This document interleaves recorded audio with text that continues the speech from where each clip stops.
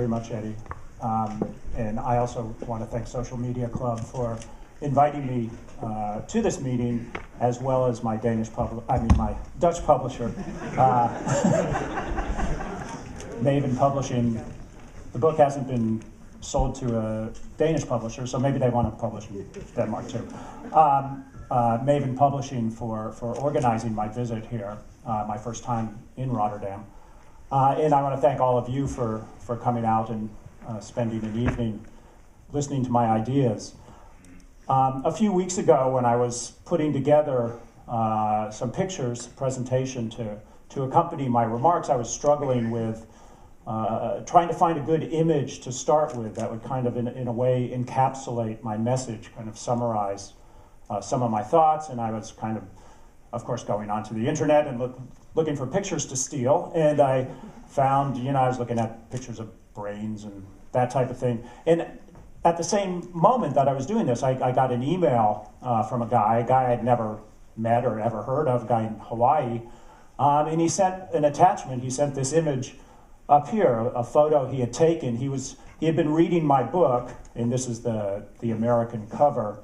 And of course, he wasn't reading it on pages. He was reading an electronic version he had downloaded from Amazon and was running in a Kindle app on his iPad.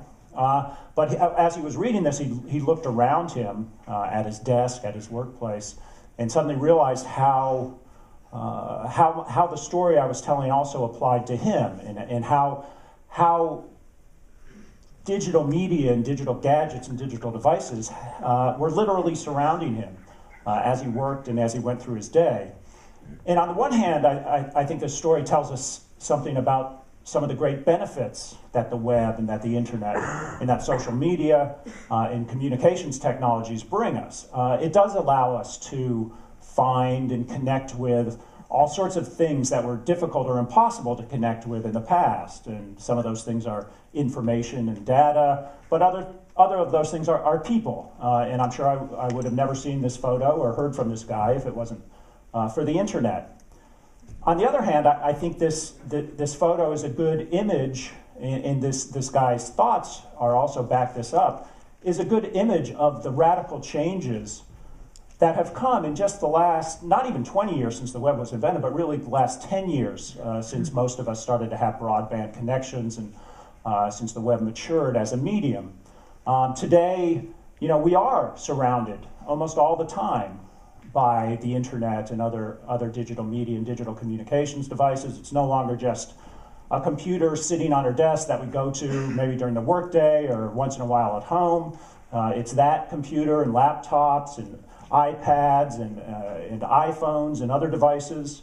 And this would make a good ad for Apple, by the way, among other things. But kind of this technology we've adopted at an incredibly fast rate. And of course, we've adopted it because it does all sorts of things that we like to do.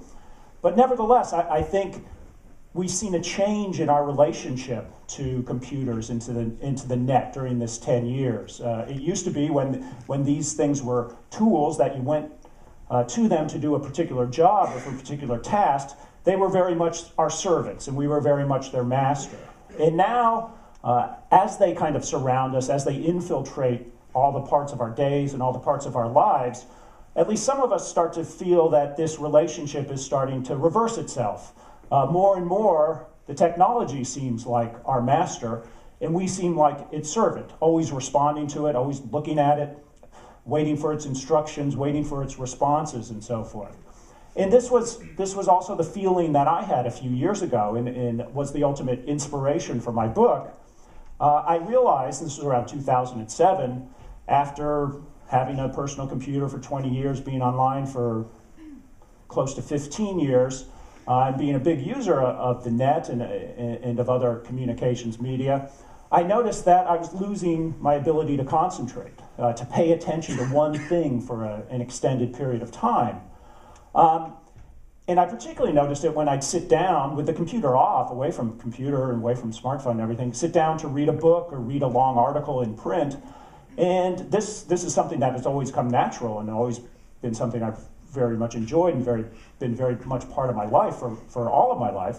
And suddenly I realized that I could only go for about 2 paragraphs or maybe a couple of pages before my mind started to get nervous and say, I don't want to keep going linearly through these pages. I want to kind of click on links. Where's the links in this book? Where's my email? Where's the Twitter feed and everything? And more often than not, I'd jump up and at least run to get a little hit of digital media from my computer before I could go on. And at first, this has obviously been a condition, this loss of concentration, loss of ability to be attentive, that had been going on for a long time, I think. But it was only then that I connected it to the net and to the technologies I was using. Up till then, I think most of us, when we go through these things, think it's age, or think it's, well, we're really busy, or our kids are distracting us, or whatever. But it was clear to me as I thought about it that it wasn't just that my mind was drifting, or I was being distracted by a particular event. It was that my mind really wanted to behave exactly as it behaves when I'm online. It didn't want to stay put on one thing. It wanted to jump all over the place. And it was at that point that I started doing a little bit of research, because your first reaction to that is to be kind of in denial, to say, this is a tool, and I am the master, and how could it be affecting the way I think, even when I'm not using it? And so I began to look into the question of whether technologies like this, tools like this, can have a large influence on the way we think, even on the way our mind works. And I looked in particular in two directions. One direction was to look at recent brain science study, neuroscientific studies and evidence about how the brain adapts or doesn't adapt to tool use. And the other part of the research was to look back in time and see if there were other examples of technologies, media technologies or otherwise, that seem to have an influence on the way people think. And it quickly became clear to me that among all the tools and technologies that people have used throughout history, there's one subset, and a small subset, but a very, very important one, that I call intellectual technologies. And these are the tools we use that extend or expand our mental functions, our brain functions, our nervous system, rather than our physical capabilities, as most tools, and particularly most traditional tools, have. So intellectual technologies are all the tools we use to think with, to gather information, to analyze information, to sort and filter information, to exchange information, to express ourselves. And I think as you look back through the history of our intellectual development, you see that over and over again, the introduction of a new intellectual technology, when it becomes very popular, has a fundamental shaping influence on how people think, and particularly on what they emphasize in their thinking, the types of thinking they do a lot of, and what they de-emphasize, what they begin to lose the ability to do. And you can trace this all the way back, even to prehistory, to the arrival of one of the earliest intellectual technologies, the map. The map is so common, that we don't even think of it as a tool, but of course it is a tool. Somebody or some buddies had to invent it at some point, and then it came more and more into popular use. And if you think about how people situated themselves in a landscape and how they got around before the map arrived, before the technology, the map arrived, you see that people had to use their senses. They knew where they were and where they were going based on what they could see, based on maybe what they could hear. As soon as you introduce the map, a new technology, you get a radically new way to think about where you are located and where you're going. Suddenly, the real world is replaced by an abstract representation of that world. And if you read histories of map making, you see that this had an incredibly strong influence on the way people thought. On the one hand, it had lots of practical uses. You could get around better, you could go places you'd never seen before, you could start to lay out boundaries between different properties. But more fundamentally, it gave human beings a more abstract way of thinking in general. Suddenly, the more and more we use this technology, the more and more our brains got used to the idea of seeing patterns, hidden patterns, in other types of representations, abstract representations, behind the sensory reality that we had seen and understood up until then. A similar thing happens, not to space, but to time, when you introduce the mechanical clock. And this is much, much later, of course, 14th century or 15th century. Before the clock came along, people also had a sensory perception of time. Time was a natural flow. And to the extent you use tools to measure time or to monitor time, there were tools that emphasized this flow. Sundials, Stonehenge, things that were built to track the sun or track the stars through a day or through the seasons of the year. And again, you introduce this new technology, and you get a very, very different conception of time. Suddenly, time isn't this natural, continuous flow. It's a series of small, precisely measurable units, seconds, minutes, hours, a radically different view of time. And once again, the clock had all sorts of practical uses, which is why it came into being, for scheduling our days, for meeting people, for synchronizing work in ever larger factories and mills. But again, it also had a deeper effect on the way people think. As it spread and became more popular, people began to look at long chains of cause and effect and thinking about processes playing out precisely in time. In other words, we started to get a more scientific way of thinking, a more scientific mind. And I don't think it's any coincidence that not long after the clock becomes popular, you see an explosion in science and in the adoption of the scientific method, and all sorts of discoveries that come directly from this new way of thinking. And that's not to say that either the map or the clock invented this way of thinking, these ways of abstract thinking. They were always inherent in the human brain, and there had been people before the map, I'm sure, who thought abstractly about space, and people before the clock came around who thought scientifically about the world. But nevertheless, as the technology spreads, it spreads what you might call an intellectual ethic, a way of using your mind that is embedded in the technology, and as the technology spreads and becomes used more and more, that emphasis, that ethic of the technology begins to come into our own lives and affect our own way of seeing the world, making sense of the world, and thinking. If you can put this into terms that Marshall McLuhan made famous when he said the medium is the message. Well, in a way, the intellectual ethic is the message of a medium, is the message of a technology, and as its use spreads, this message spreads throughout society and influences, often in a very deep way, the way we think, and certainly the balance of the different modes of thinking available to us. One thing that's been, even though it's pretty easy to document these changes and to see the role of new technologies and new tools in spurring them and influencing them, one thing that's been mysterious until recently is how exactly this influence works. How does a technology, a tool, affect the way we think and affect the way we think in a persistent way that continues even when we're not using the particular tool? And recently, over the last 3 or 4 decades, brain scientists have begun to discover just how adaptable the human brain is. Until the late 1960s, everybody thought that the brain was malleable and plastic until you hit about the age of 20. It was thought that during your childhood and your teenage years, you laid all the neural circuits and neural pathways, and then you hit 20 and that was it. I mean, from then on, it was slow decay. There was no change, no growth, no new neurons, no new neural pathways.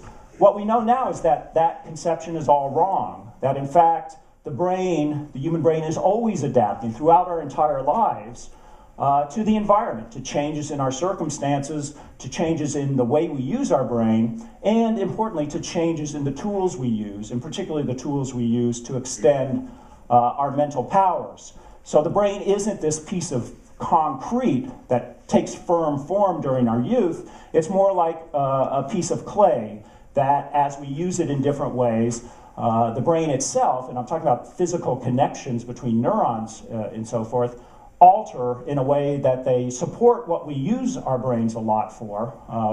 The habits of mind become reinforced in the physical structure of our brain. But on the other hand, what weakens is those things, those mental habits we don't practice. So if you stop practicing some kind of exercising some part of your mind, literally that part begins to weaken as the brain redeploys those cells and those resources for other habits, the ones that you use.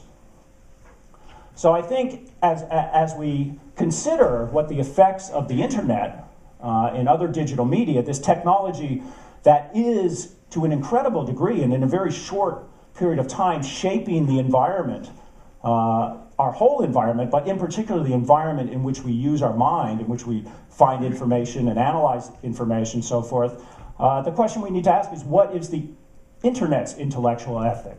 What types of thinking does it emphasize and does it reward? And on the other hand, what types of thinking does it de-emphasize and does it lead us away from? And I think all of us who use the net know pretty well, in pretty general terms, what the answer to that question is. At a very obvious level, but also at an essential level, the internet is an information-rich environment. Whenever we turn on our computer or other gadgets, we enter a world of incredibly rich information, incredibly rich messages. And all the characteristics of the net as a technology reinforce that ethic. There's the connectivity we find when we go online, connecting not only to tons of information simultaneously, but also to many, many different people with whom we can exchange messages, exchange updates, and so forth. There's the internet's incredible multiplicity. More than any other technology, media technology, intellectual technology, the net can subsume information in all forms. Not only audio like radio and video like TV and pictures like magazines and so forth, but also text. And if you think about it, one of the most important developments that's come with the arrival of the internet is that suddenly there's a competitor to the printed page.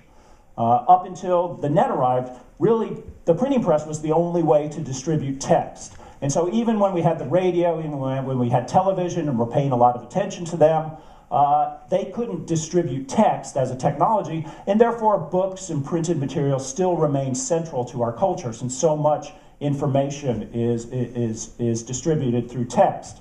With the multiplicity of the internet, suddenly you can also bring text into this multimedia environment, and that's why more and more information sources are all being combined onto the net.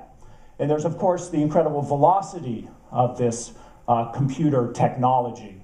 And we all know this as we go through various cycles of new gadgets, new computers, new higher levels of bandwidth. Each time that happens, we get an explosion of new speed. And in fact, anybody who's gone back to a slower internet connection from a fast knows how horrible that is. That feels, even just 2 seconds going by, seems like, oh my God.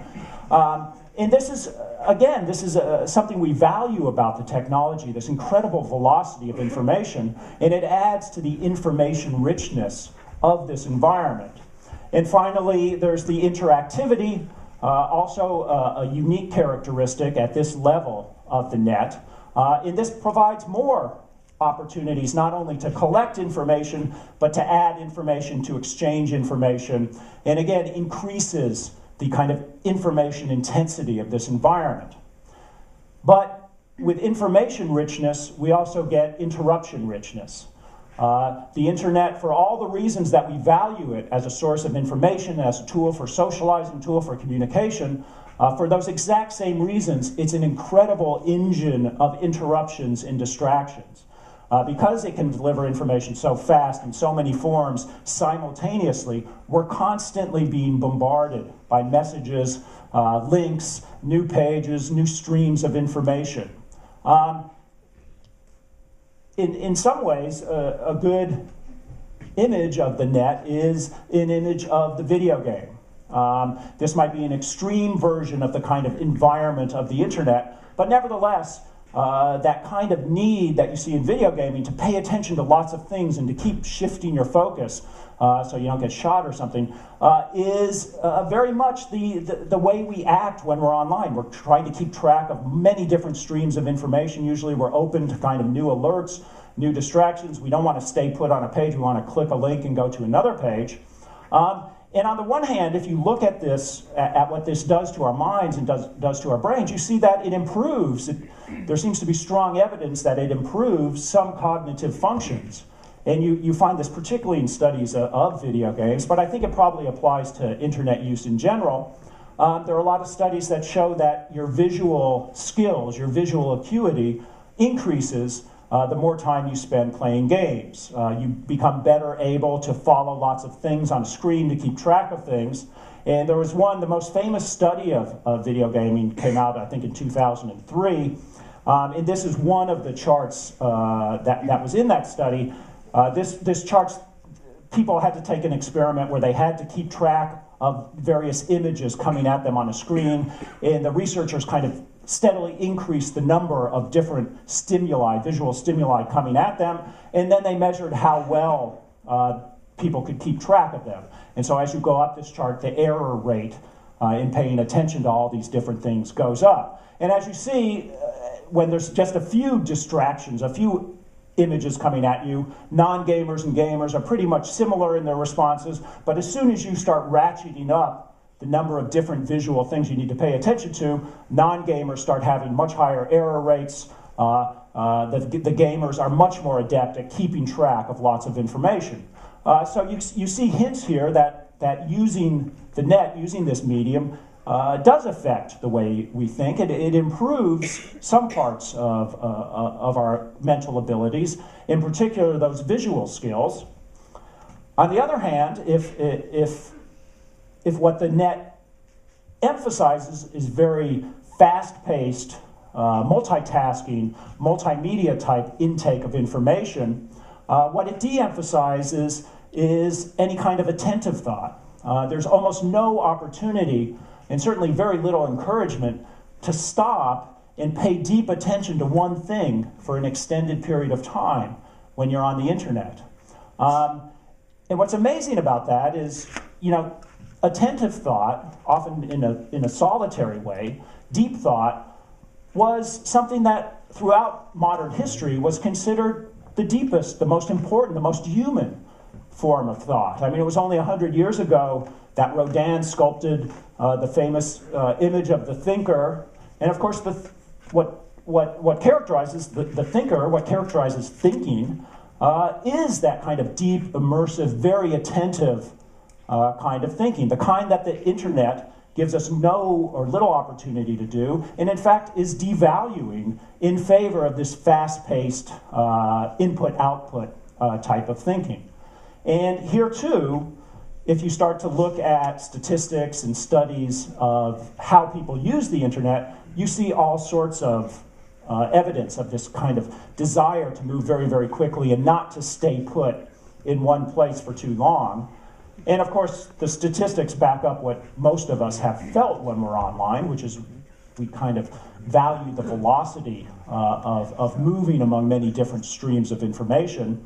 There was a study done in Germany a few years ago of how long people spend looking at a web page, and they found the average amount of time you'll look at one page is 21 seconds. But then they looked further at the data, and they realized that that's an exaggeration of the amount of time we actually spend on pages, because that counts all the pages people open up and then leave open in the background while they zip around and open new tabs and go on and do different things. And so really, most pages are viewed less than 10 seconds before we click a link and move out. There was another interesting study of office workers where the researchers went out to try to find out how often they glance at their email inbox. This was done quite a while ago, in 2005 or so. And first they asked people, how often do you check email? And people said, 4 or 5 times an hour. And then they outfitted them with actual monitors of their vision, and they found that people were actually glancing at their email inbox 30 or 40 times an hour, every few seconds. And on the one hand, you think about these little distractions, and they seem fairly trivial. But what we have to understand is every single one is a break in our train of thought. Every one is a redirection of our mental resources. And of course, it's not just email. And as I said, this was done 5 years ago when people were just checked their email when they were sitting at their desk. Now, of course, it's with us all day long, along with all sorts of other feeds and various other information sources, RSS headlines, tweets, Facebook updates, and so forth, all coming at us. And all of these are redirections of our mental resources. All of these are distractions, and they take a cumulative toll on our ability to concentrate and pay attention. And another source that is fairly recent but constantly continues to come up is SMS text messaging. And by the way, I'm using American figures here for a lot of these things because I don't have the Dutch figures. But if you look at what's happened to teenagers' text messaging use in the U.S., and this is really a new phenomenon in the U.S. that hasn't been around very long, you see that the number of messages that teenagers process, either receive or send, is going up at an astronomical rate year after year. It's now at 3,300 texts per month for the average teenager. For the average teenage girl, it's actually over 4,000 texts a month. And again, this is a message every few seconds throughout your entire waking day. And again, this is a cumulative addition to all this information, all these distractions, all these interruptions we're processing. Now, you may say, so what? Is there really any damage done by interruptions and distractions? I mean, our brains are quick. We can shift our focus very quickly. We can shift the task we're doing very quickly. And I think if you look at the science behind how the brain works, you see that constant inundations with distractions, constant shifts of focus actually physically overloads our mind. And the way it does this, to understand how it does this, you need to understand that there are basically two types of memory we work with in processing information that we receive from the world. One type is what's called working memory, which is the short-term store of information coming at us at every second. Working memory is basically the contents of our consciousness from moment to moment as we go through our life. And what we know about working memory is it has an incredibly small capacity. It used to be thought that you could fit 7 items simultaneously, 7 bits of information, pieces of information, I should say, in your working memory at any given time. Now psychologists and brain scientists think it's more like 2 to 4 pieces of information as the maximum you can hold in working memory. It's basically a thimble-sized store of information. And I used thimble earlier when I was here and nobody understood what it is. It's one of those little things you put on your finger if you're sewing so you don't stick yourself with a needle. A very tiny store of information.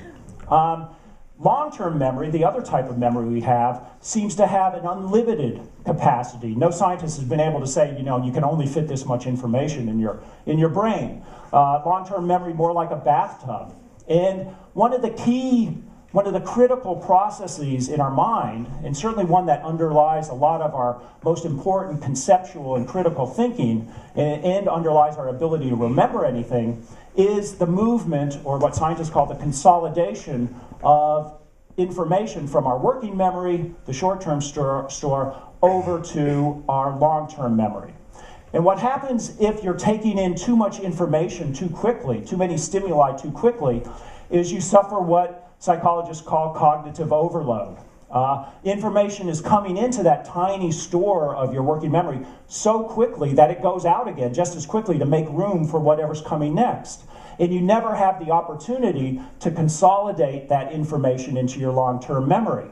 And what happens when you're in this perpetual state of cognitive overload is you process tons of information, but you never make the deep connections among the different things you're experiencing, the different facts and so forth you're taking in that are essential to the development of personal knowledge and to the development of conceptual thinking, in many kinds of deep creative thinking. That simply never happens if you're unable to slow down enough to methodically, at least as your brain works, move information from working memory to long-term memory.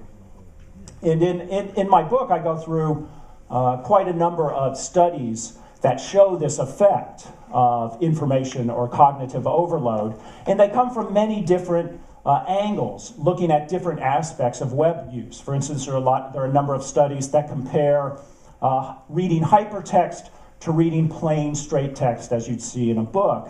And what they found is that the links are themselves distractions and disruptions. And it actually doesn't even matter if you click on them.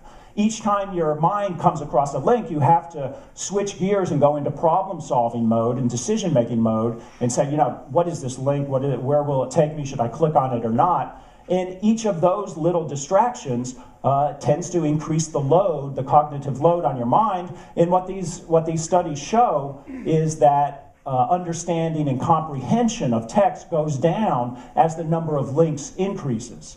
There are similar studies that compare heavy multimedia intake of information to a more, taking information through one medium or just a couple of media at once. And again, it shows that the more different types of information you're handling, images, moving pictures, audio, text, and so forth, as that goes up, again, comprehension and understanding and certainly memory formation tends to go down. Similar thing with interruptions. There have been plenty of studies by now of what email interruptions, instant messaging, texts does to our mind, and they too show that as the number of interruptions you're processing goes up, your ability to perform a task well, your ability to understand and comprehend and so forth goes down. Same thing for multitasking. And I just want to call out one of those studies, one of the most interesting, most influential ones, and this was of a group of researchers at Stanford in California. This study was published in 2009. Gathered a group of heavy media multitaskers, heavy on-screen multitaskers, and a group of people who didn't do much multitasking, and gave them each a battery of cognitive tests, mainly seeking to find out how well they can control their mind, control their thoughts, how well they can distinguish important information from trivia, how much control they have over their short-term memory and what is maintained in it long enough to go to long-term memory. And on all the tests, the heavy multitaskers did worse than the light multitaskers. One of the most telling was the test that determined how effective people were at distinguishing relevant, important information from trivial information. And that's what this chart shows. And again, the number of distractions goes up as you go this way, and the accuracy goes up as you go up. And what they found is, again, heavy multitaskers, light multitaskers did about the same when there were a few different stimuli coming at them. But when you start to increase the number of things they have to keep track of, the heavy multitaskers' accuracy in determining what information was actually important goes down and begins to go down sharply. And what that tells us is that as you kind of adapt to this information-rich environment, you start to simply crave information. And whether it's important or not, you just want it because it's new, and you will go and you will get it, and you will go over and over and over again. And one of the final tests the scientists did is they did a test of multitasking skill. And they found even on multitasking skill, heavy multitaskers did worse than light multitaskers, which was completely different from what they expected. And as the head researcher, Clifford Nass, summarized, people who are constantly engaged with multitasking on screen are suckers for irrelevancy. They simply want information. The more, the better. Whatever you do, don't slow it down. Keep it coming.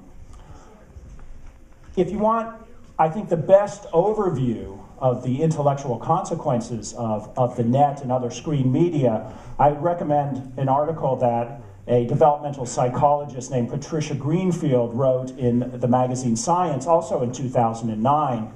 Patricia Greenfield teaches at UCLA, also in California, and has been studying the way different media, different intellectual technologies influence learning and influence comprehension for a number of decades. And what she did was she did a survey of more than 50 different studies of different media and how they did influence the way our mind works and the way we take in information and what we remember and what we don't. And she found that there's a fundamental trade-off that happens when the more time we spend taking in information on screens. And it seems clear that, in fact, screen media builds or gives us new strengths in visual spatial intelligence. We can keep track of more stimuli simultaneously. We can spot patterns in arrays of visual information more quickly. But those new skills come at the expense of what she calls deeper processing. Things like mindful knowledge acquisition, inductive analysis, critical thinking, imagination, and reflection. Now, all of us can make our own subjective judgments about what kinds of thinking are the most valuable, the most human that we have. And some people argue that the new strengths we're gaining, in fact, outweigh the things we're losing.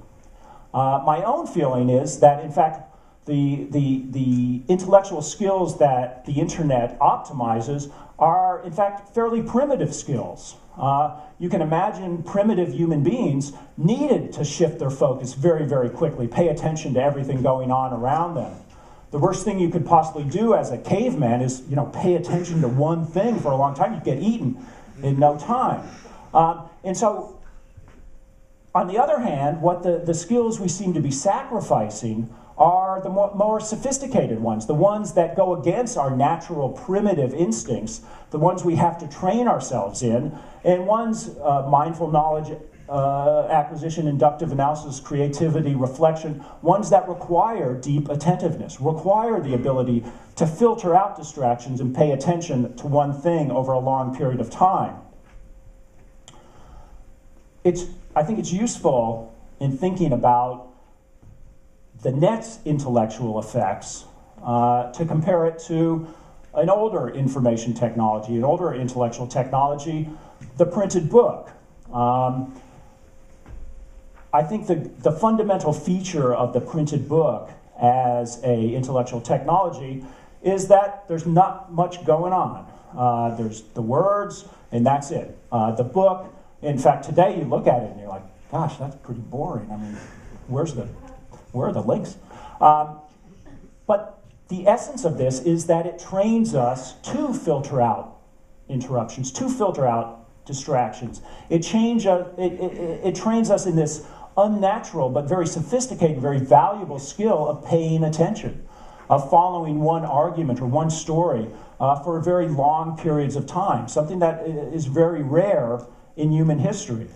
The internet, of course, is almost exactly the opposite as an intellectual technology. It doesn't shield us from distraction. It bombards us with distraction.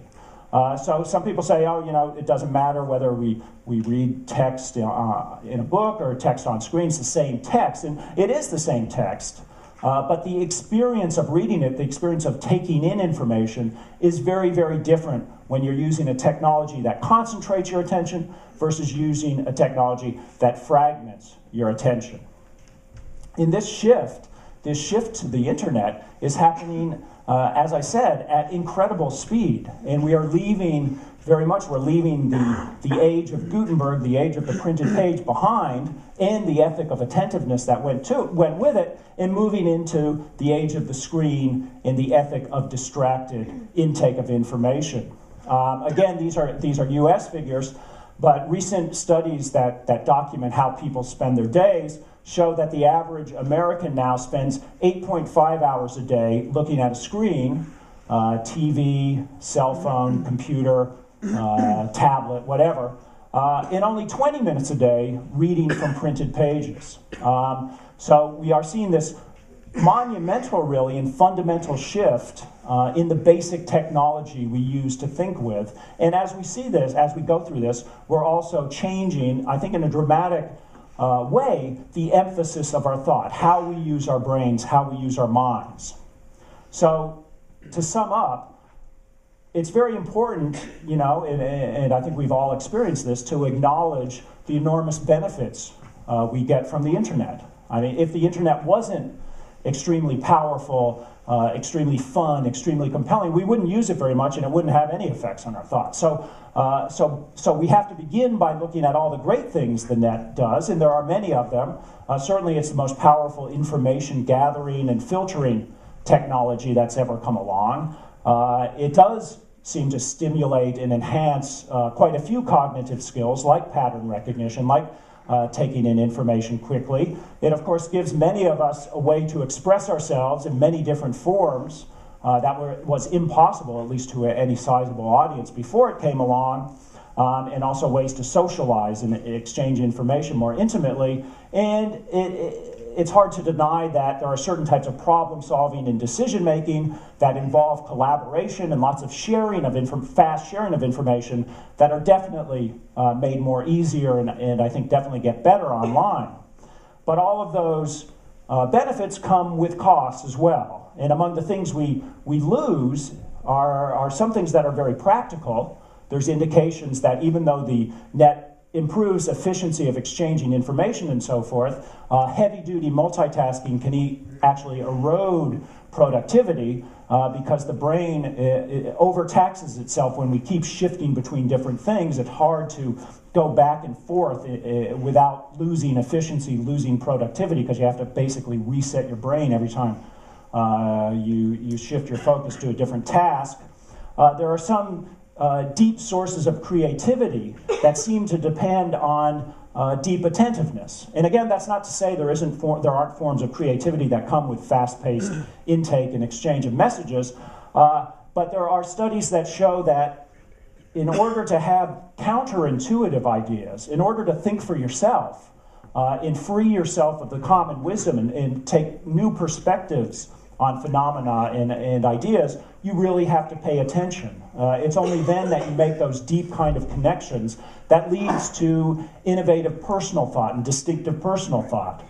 On a less measurable level, I think the internet tends to erode our ability to build knowledge of a personal nature.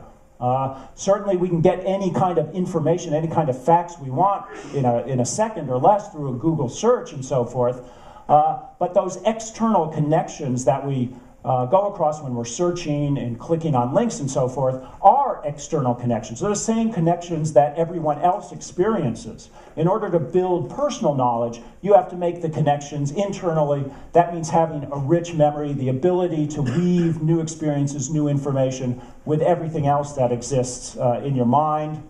And even at a less practical level, I think one of the main casualties is solitary contemplation and reflection. Things that suddenly seem kind of out of date, actually. We become suspicious of people who are by themselves and not, on Facebook or not tweeting. What the heck are they doing? And yet, it's easy to dismiss that because of the technology, but think of what we're dismissing. I mean, think of the things that come from contemplation and reflection and spending time alone with your thoughts. We're basically training, particularly kids these days, we're training them to have no idea of what it's like to be alone with your thoughts because you're socializing all day long. You're taking in information all day long. And God forbid the flow of information should stop. You just have no idea what to do.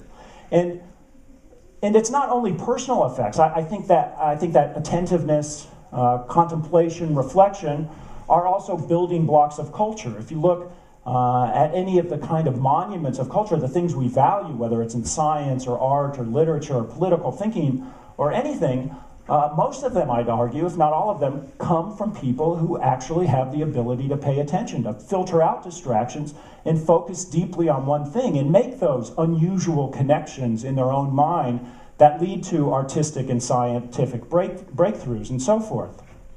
So let me end. I'll just end with a quote from T.S. Eliot. This is something he wrote way back, came in a play he wrote back in the 1930s sometime. And he wrote, "Where is the wisdom we have lost in knowledge? Where is the knowledge we have lost in information?"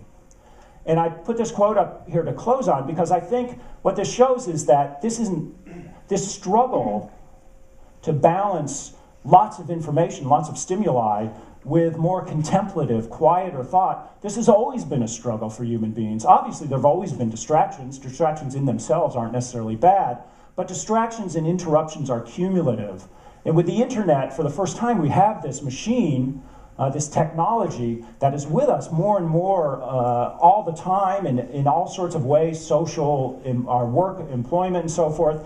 And it's an interruption machine, a distraction machine that adds to all the existing distractions we go through in life, whether it's from family or wind blowing through the trees, adds this whole new layer of distractions. And so the question that Eliot asked, where is the knowledge we have lost in information, I think is much more important and much more salient today than it was even when he wrote this back in the 1930s. So thank you for your attention.